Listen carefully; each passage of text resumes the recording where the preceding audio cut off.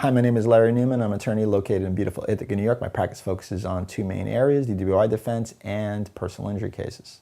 Today I'd like to talk to you about who's the client in a DWI or criminal case. That seems like a very simple question, who's the client? But sometimes clients want to bring in other people with them. They want to bring in the person that's going to be supporting them, whether financially, emotionally, spiritually, or otherwise. And who the client is the person that was arrested, that's now facing the charges. This other person that's in the room now, we have issues.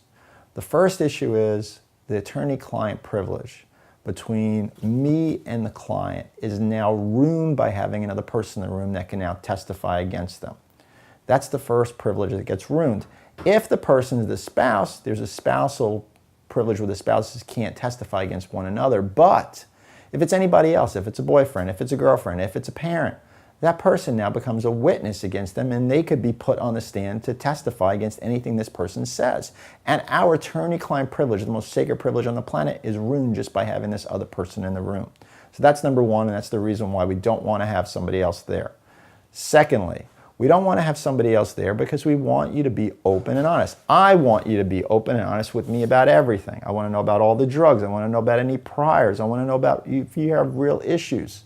This other person may be very well intended to want to help you, but their goals and their perception of who you are and what you've done may be completely different and may be opposed to the goals that you have. They might really think that you have a problem with drugs or alcohol.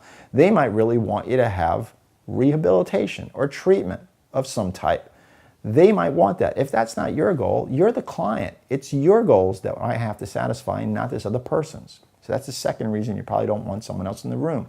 The last reason you don't want someone else in your room, besides destroying attorney-client privilege, besides not probably having the same goals that you have, is number three, can we talk candidly about everything? Everything means where you want to go and what you want to do in the future.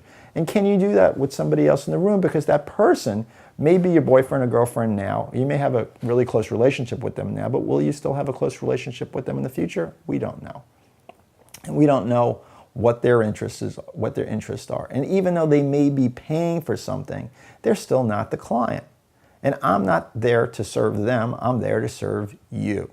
So those are the reasons you probably don't want to have someone else in the room.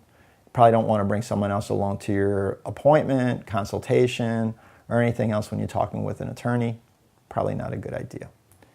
If you have any questions, this is one of the areas that I practice in.